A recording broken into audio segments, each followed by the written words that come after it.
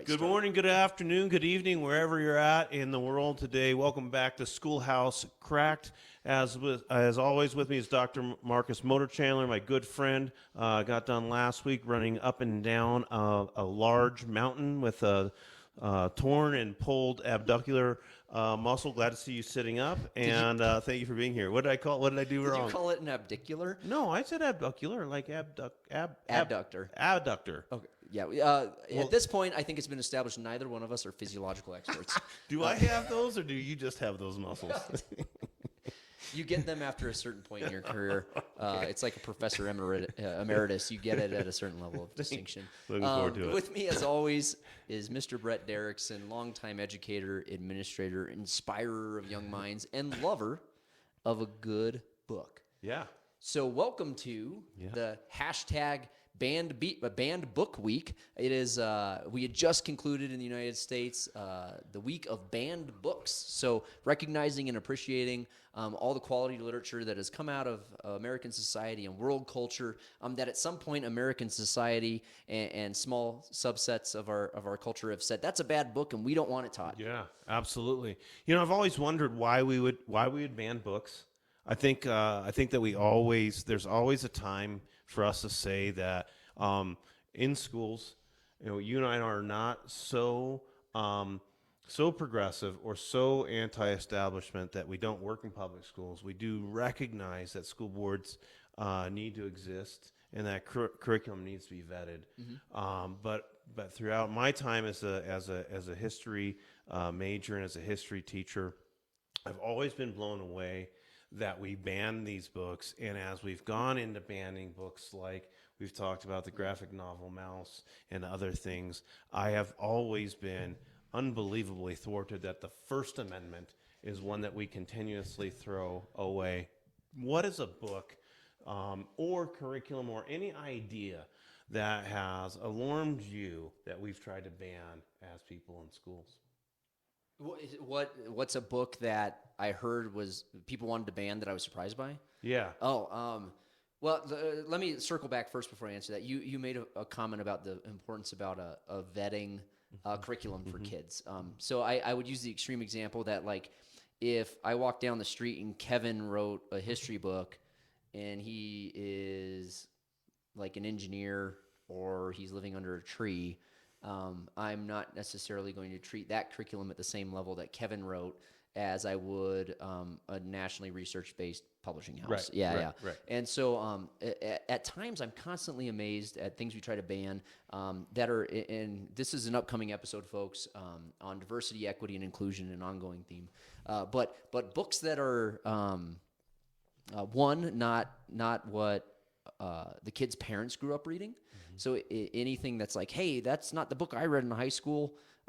They should read the book I read in high school and not this other crap. But then also, sorry, that was my terrible impression of a crotchety old person. I think it's very good. But anything that's a perspective that's outside of like the mainstream. Yeah. I'm just constantly amazed. It's like, how dare we bring in a voice that's not traditional Americana, apple pie, and pickup trucks? Yeah. What I get surprised about is the waves in which we try to ban books. So there's been a time where we talked about this earlier one time when we were just hanging out. To Kill a Mockingbird was edgy. People were not ready to take on the ideas that Atticus Finch, the character, the lawyer in the book, who represents, the protagonism of looking for equality in the South. People were really not ready for that book in its time period to be something that shown as progressive in its time. Then it becomes a canon of American literature curriculum. Yeah, it's entrenched in American literature classes now to the point where, like, I was at a school where I was getting angry parent phone calls as an administrator because we weren't teaching To Kill a Mockingbird, and God damn it, that's what I read as a kid, and we were now reading The Book Thief. But now we're swinging back even on To Kill a Mockingbird and Tom Sawyer and some other books. I know some of this is for those of you who follow these issues closely, it's not new to you, but the use of vernacular within its own time period has now become something like with To Kill a Mockingbird, a school that I worked at, we had to go through the school board on whether or not we could get a version of the book that didn't use the N-word, or if it was going to be said by the teacher, or if it was going to be read at all, or if while we're reading it in front of the classroom, what would we say? And certainly, what a disgusting word meant to dehumanize human beings, but to not acknowledge the use of it within its historical context. Right. I'm not advocating for the use of the word, but by not addressing the fact that was used in common language. Well, in antebellum South, right, is forgetting an aspect of history that has informed American culture. Well, not only that, but then by not acknowledging how disgusting the word is and how it is used, would then be to take away the entire purpose of reading the book, which is to acknowledge how we have categorically and unilaterally mistreated people of color within our society, and the courage that it takes from a young girl to her kind of unusual father in order to take that on in the face of all kinds of risk to themselves. So the point is with banned books. You and I are super excited about this because it is Banned Books Week, or we're just coming out of Banned Books Week, and we believe in books.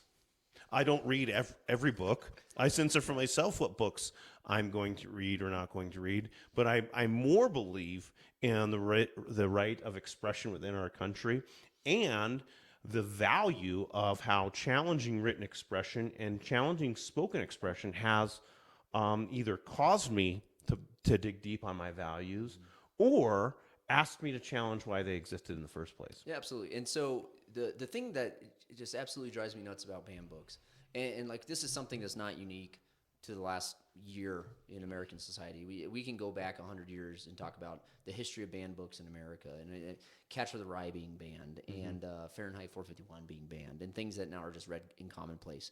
And that history is not typically on the side of those that ban books, because inevitably that book becomes available. Yeah. But the thing that drives me nuts is the recent push within state legislatures to ban books, and here in Colorado we have a book banning light, is what I would call it. I don't think it's perceived as a book ban, but a transparency around curriculum, which I'll get into in a moment. But the thing that drives me nuts is we have folks upset about books and they don't want their kids to read them. But so Brett, you've got three great kids, but if they were not allowed to read a book in their high school because it was offensive for whatever reason, quote offensive for whatever reason, what is the thing as a parent you're more worried about their exposure to? Oh, that's great. What I'm more worried about their exposure to is an influential adult who can act as a demigod, much like a president could act as a demigod, or anything else. Sorry, Marcus, I know we've tried to avoid that. But the whole point, though, is that if curriculum is pushed out and it has a name, if a book is pushed out and it has a name, then I, as a parent, can ask my children, where does this come from? What is their point of view? What are they really getting after? We can look at the ideas. Mm-hmm. And so the thing that I want to ban is stupidity, and we can't ban that. Mm-hmm. So I want all of the ideas out there. My sons and I were just staying up late a couple weekends ago. We'd watched we like to watch college football. All the college football games were over. We wanted to kind of just chill out for an extra hour, and we started watching some American history documentaries. I'm the nerd in the house. That was the option I gave the kids. But you can go to bed, or you can watch FDR and the New Deal. Yeah, not much better than that. But the whole point is the documentary series. I'm sure it was History Channel or something similar. Was us. It's kind of like how we've raised tyrants within our society, and it took on Mussolini, Stalin, Hitler. Oh, I think I saw this. Was this How to Become a Tyrant? Yes, and it's terrible. Yeah. It's so terrible. Yeah. It's like a playbook on how societies created their own tyrants. Yeah, but without any facts, any strong analysis, anything. It really is good cinematography, but no more sophisticated than like freshman videos that I had my students make in 5 minutes. Or a Facebook post we take as fact. Right, and I had to turn to my sons, and I'm like, hey, you guys know this is total shit, right? And they're like, no, what are you talking about? I'm I'm like, let's just pause for a second. This is terrible. It's 10:30 on a Saturday. I'm like, let's just pause for a second. I literally paused the TV, and I said, repeat back to me something that is an irrefutable fact presented by this documentarian in the last 15 minutes. They couldn't. But also before that, I feel like I could, through space and time, feel their eyes rolling just I'm now. sure it was absolutely. It was like worse than it was like 1,000 dad jokes at once. Like I couldn't have been more annoying to my own children. Yeah. Here's the point, But though. they probably couldn't identify anything. Well, and they couldn't. And here's to answer your question: if we're going to challenge ideas in my home, give my kids all the ideas you want in your curriculum. Mm-hmm. I'm going to go ahead and challenge those ideas and ask my kids the critical questions and ask them how they're going to challenge those ideas. Ask them what they're going to do about it. Because if I don't present my children with the opportunity to be intellectual enough to challenge an idea, then I don't think I've raised Americans. Mm-hmm. Yeah, inspiring critical thought through exposure to diverse ideas. Yeah. And so that's something that kind of goes into something that also drives me nuts. So one of those like stop doings, keep doings we occasionally talk about. Yeah. So your kid can be exposed to a book that maybe your family might disagree with in an English class, for example. What are they being exposed to on a daily basis through social media, the internet, television, Netflix documentaries that is actually more problematic? And you just kind of gave an example. It's something that's presented as fact with actually no facts, no research, no background, and it's taken as fact, as opposed to something that is thoughtfully written, trying to take into account diverse perspectives, different backgrounds, challenge ideas and thoughts, fictionally or from a nonfiction standpoint, and we throw that out the window. Yeah, absolutely, 100%. Going back to that same example, I did say to my sons, and I know that this must be exhausting to every parent out there, like, geez, I can't believe I would hate to grow up in this man's house, that we have to have these conversations. But the point, though, is I told them a story about how I took a group of kids about probably, now 20 years ago, exactly 20 years ago, to a trip in Europe. There were kids from a couple different schools here in our area. It was during the Second Gulf War, and we were walking through Piccadilly Square in London, and they're holding up George W. Bush images that say "World's Greatest Terrorist" on them. And I just told my kids that story, and they're like, "Wait, okay, Dad, what are you getting at?" I'm like, "Well, I'm pretty sure George W. Bush is not going to appear in this documentary. And I'm not calling George W. Bush a terrorist. I'm simply saying, though, that if every country had their own top 5 documentarian series, that there would be Americans and American colonialism and American action and American war involved in this concept of, like, at least the concept of tyranny, if not tyrants themselves." So the point being is that go ahead, school.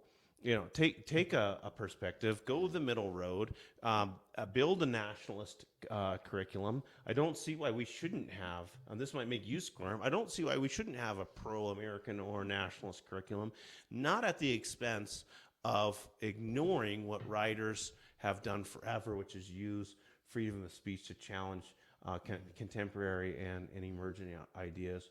But my point is if you ban it, if you give people no choice to read it, it doesn't mean it's adopted and utilized, but not every idea I presented in a classroom was to be the winning idea. It was sometimes to consume, internalize, yes. and it becomes you. Yes. So let me ask you this question, Brett. So I'm not going to. There's legislation in several states. So here in Colorado, we had legislation in the last year around instructional and curricular transparency. So like families can see what's being taught in classrooms, right? We're going to put it on the website. You can see what the books, the textbooks, yada yada yada. And that always rubbed me a little wrong because the assumption was that like we're hiding it. Like we don't look at our textbook. Like our textbook talks about something maybe you don't agree with, and we don't want you to know so you can counteract it at home. Like that's all bullshit. Like it's asinine. And so should parents be involved in understanding what their kids are learning? 100%, absolutely. But the heart of that legislation came from a place of like we were trying to hide what we were teaching, and we know that to not be. That's not true. Educators want parents to engage their children in asking them about what they learned and thinking about it critically when they go home. There's other states, however, where that legislation is straight out like codified as a book ban. Yeah, yeah. And I'm not going to name the state, but there's 3 states, and I'll tell you they're southeast of where we are here in Colorado. I'll leave it at that. But in one review that was just published like a week ago, there were something like 355 books that were specifically identified as books that should be pulled from school shelves, from classroom libraries.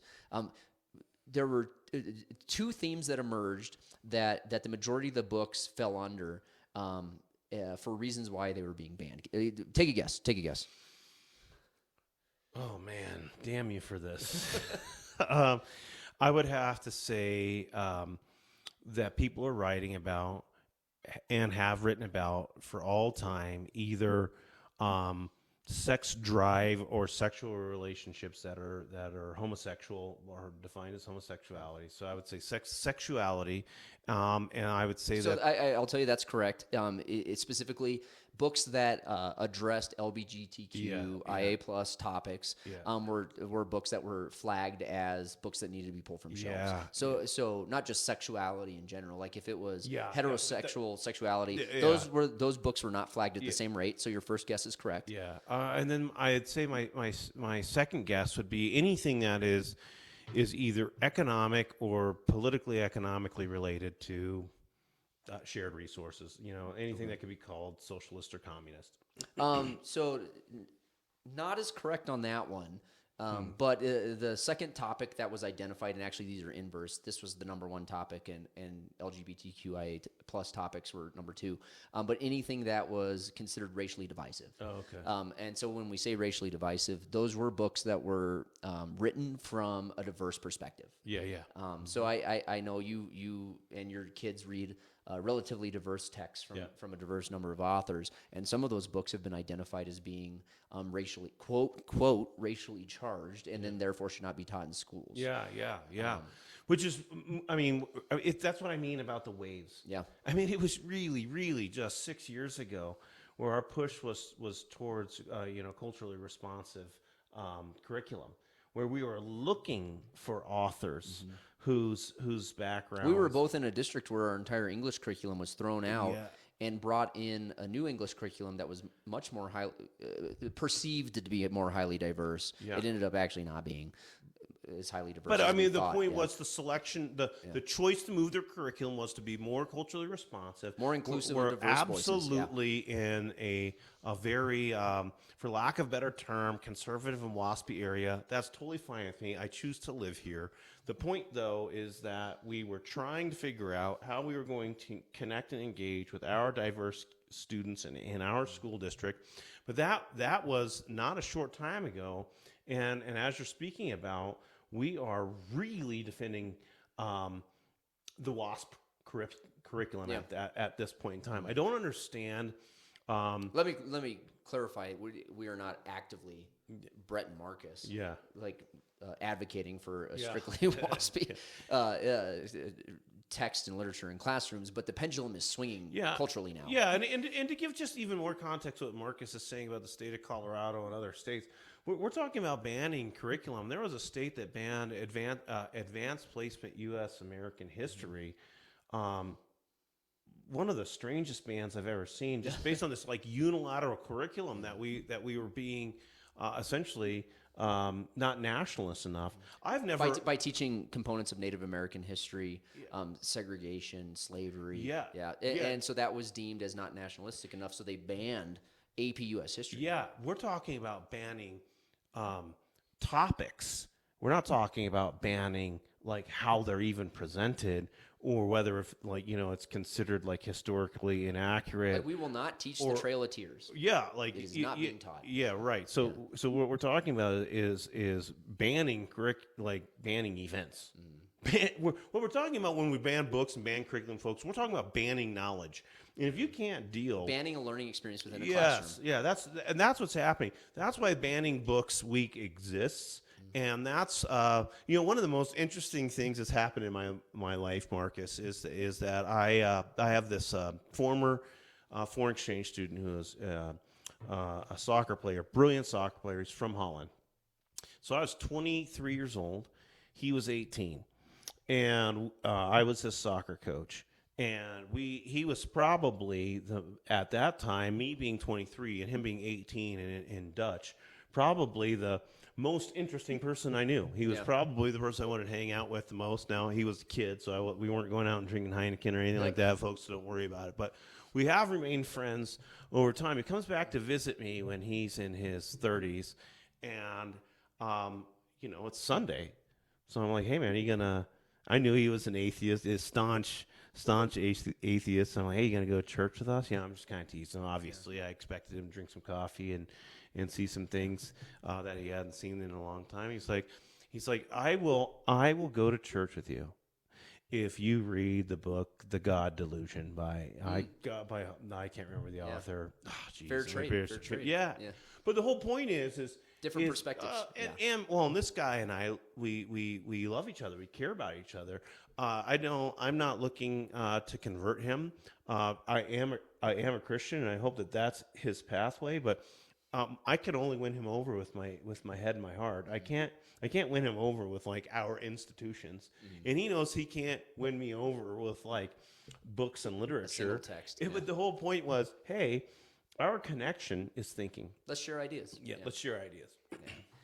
So extending on the banned book or the book ban legislation that we're seeing in some states right now, the list is lengthy. Some of the books that are being banned, like I said, in the hundreds in some places.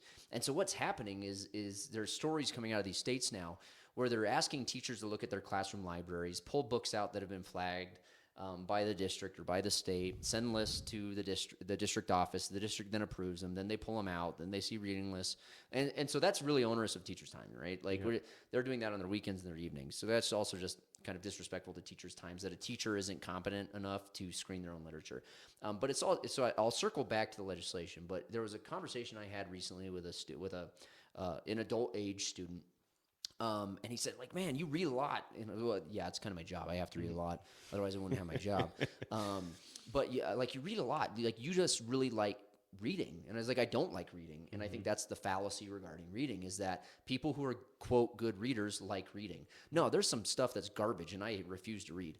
I'm not saying this is garbage, but I am not a big fiction reader. Like I'm not a big fan of fiction. I love nonfiction. Yeah. And that's also kind of part and parcel with the job I have.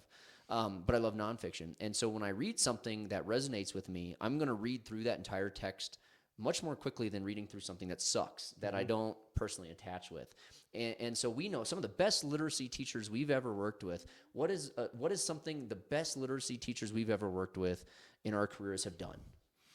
They've allowed kids to choose what they want to read. Boom, right?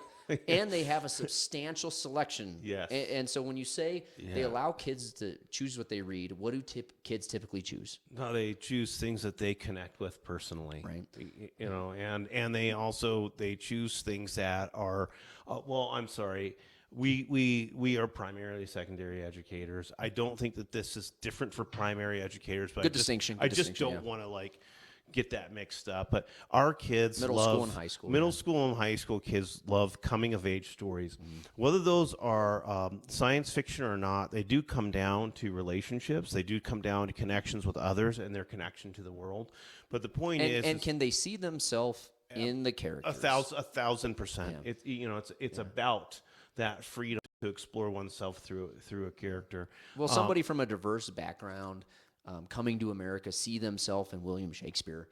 Not always. Sometimes, maybe. But if you gave the choice to most students of what text they would choose, they're typically not going to choose A Midsummer's Night Dream. No, and Marcus, you know this, and this is the most embarrassing thing I hope I ever say on this podcast. But I hate William Shakespeare. I hated every minute of it.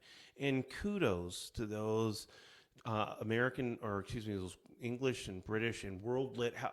We know the value of William Shakespeare in our society. Again, diverse perspectives, historical context, yes. But for those that can make it interesting and come alive to kids, I salute you, because never in my life, and I'm not picking one up, and I will not even put it in my library. I have a library of books that I have read, books that I intend to read, and I intentionally leave William off the shelf completely.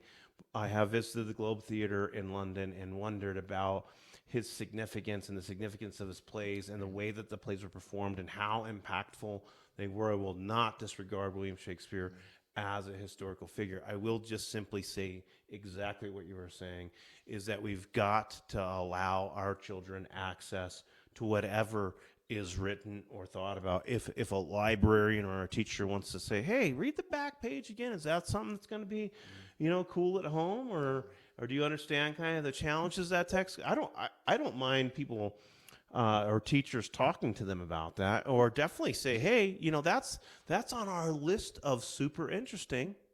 So why don't you have to get a little bit of a permission slip, or we need to acknowledge for your parents that you're coming home with it. But just the banning of it in and of itself, is, first of all, for those of you who are trying to ban books, you do need to know you're only making the books more popular. Yeah, history has never looked back on folks who tried to ban books as the heroes. I'll just say that. Yeah. In American society, we've never had a group of people ban books in the 40s, and then 80 years later, we look back and said, man, they were really right in banning that book. Yeah, that book's done. That book is on an English lit shelf right now. Yeah, it is. Yeah.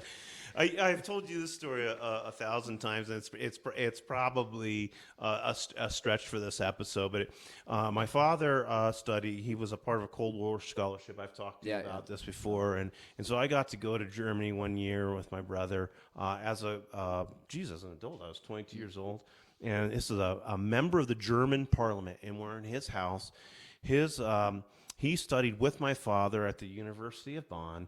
And he's got an extensive library again, and we talk about the research on like what books and actual academic achievement are. I mean, it's not a correlation; it's causation almost when we get to that point. But the point is, he has a big old copy of Mein Kampf right in his library, and I had Hitler's book. And this I'm literally in Potsdam, Germany. I mean, just outside of Berlin, where he works in the parliament.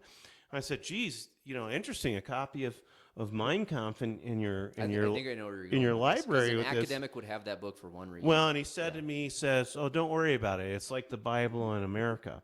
Everybody has a copy and nobody reads it. That's not where I thought that was going.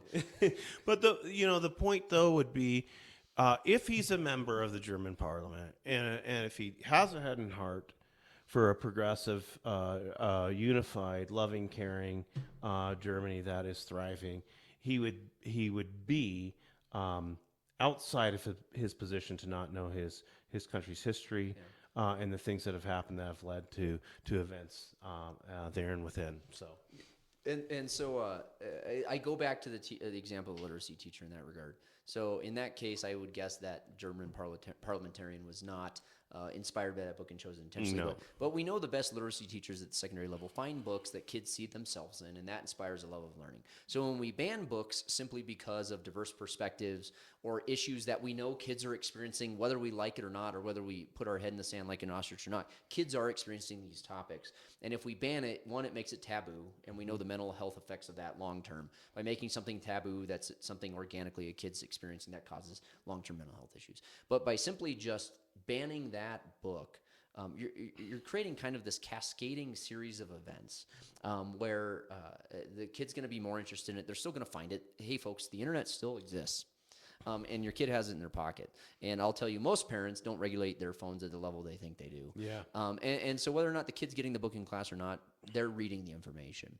The other thing I'll say is these districts and these organizations, schools that are banning books, screening books, censoring books, it's in the hundreds. There's lists of hundreds and hundreds of books. So let me ask you this, Brett. If you were just to take a wild-ass guess, this is from Pew Research Survey, what is the average number of books an American reads in a year?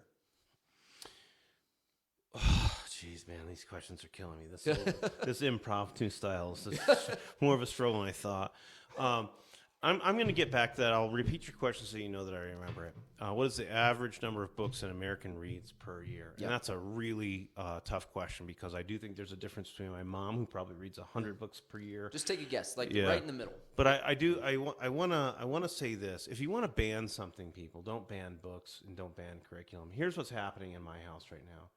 Hey, buddy, what are you learning today? Nothing. I know you're learning something. Pull up. We call pull up your LMS, your learning management system. Show me again with that transparency in curriculum. And I can tell you right now, my kids are engaged by nothing.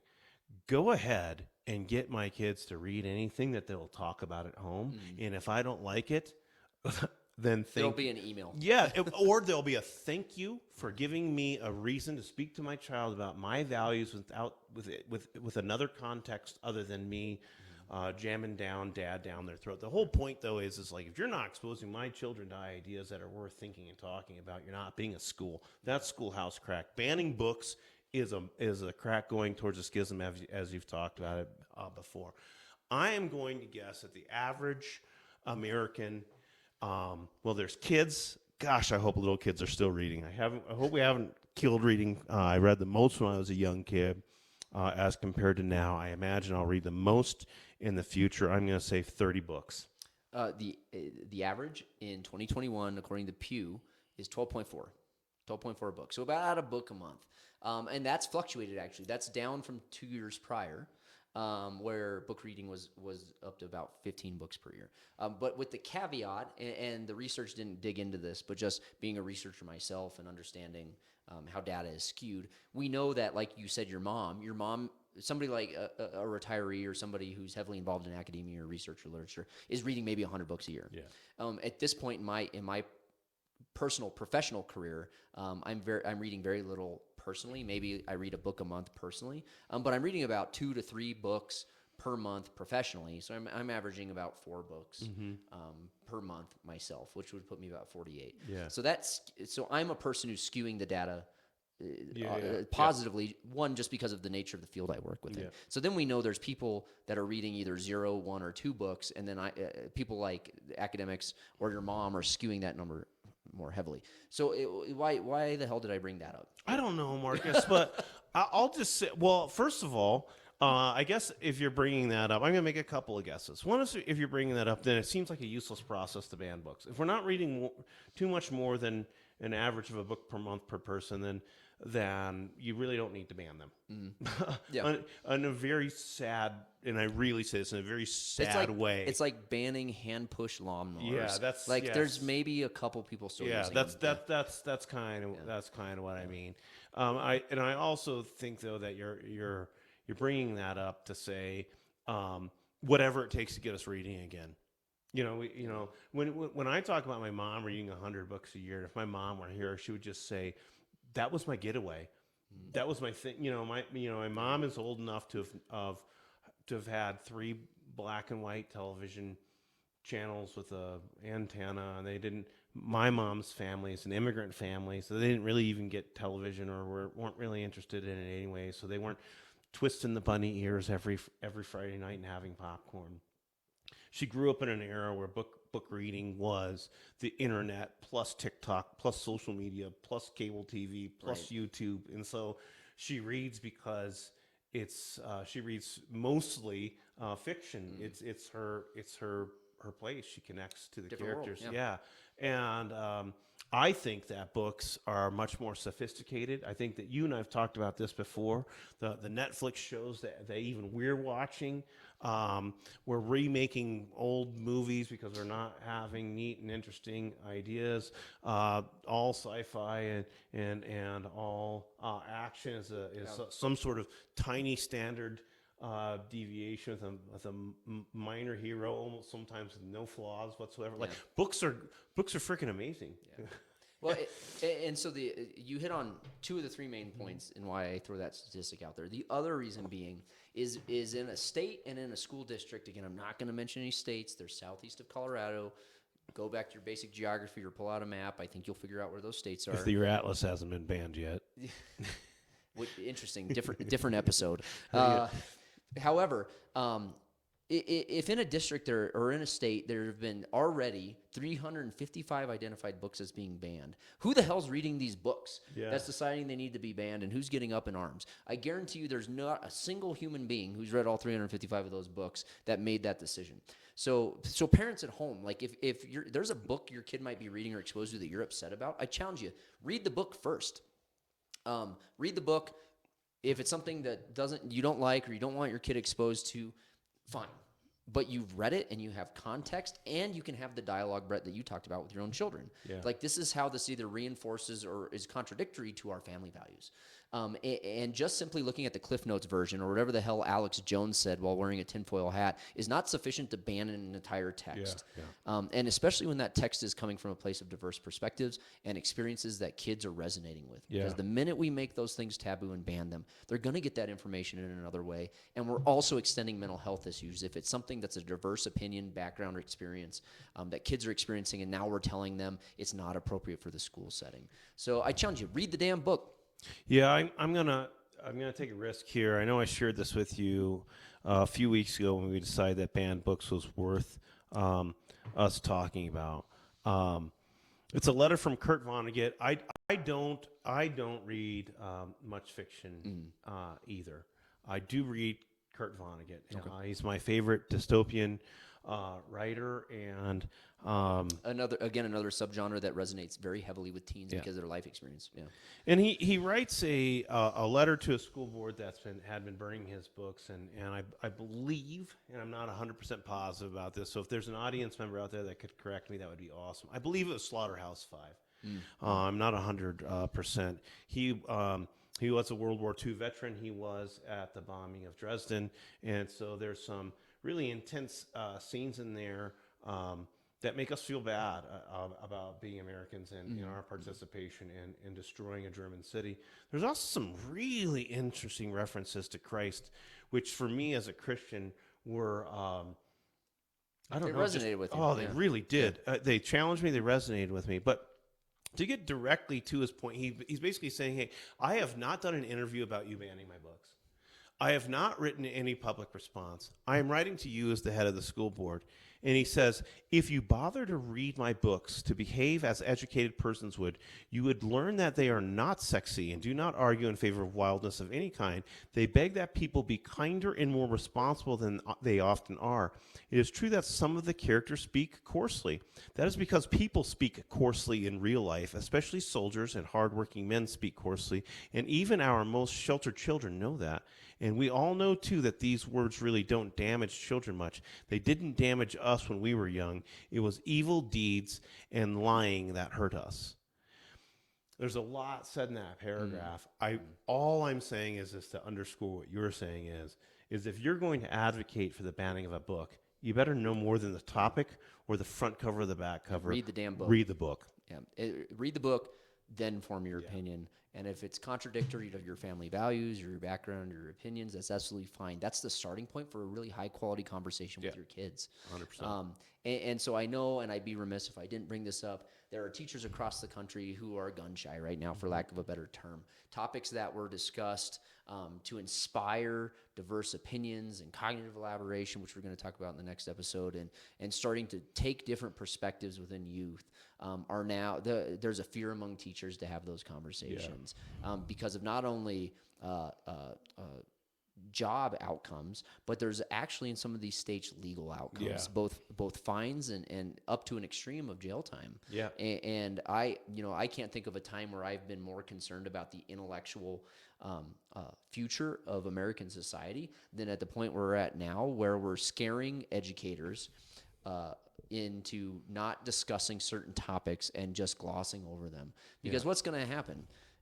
That conversation might not happen in 8th grade. It might not happen in 10th grade. It might not happen in 12th grade. But it sure as hell is going to happen once, what we like to say in education, they get out in the real world. Like we can't shelter them forever. So by not addressing the issue and talking about it and then having a family conversation around it, we're really just delaying the inevitable. And that shock is going to be far greater than talking about it in a safe learning environment. No, and I agree with that. And before you do our sign off, Dr. Mona Chandler, I just want to give a real huge shout out to the teachers in the English department at my particular middle school. They all have libraries in their classroom. We have a library in our library, of course, but the point is I walk in and I see 2 teachers who are collaborating in another teacher's library, and they're just setting up books in different ways. They're talking about how kids do look at covers, and they're trying to make the covers instead of the bindings more accessible.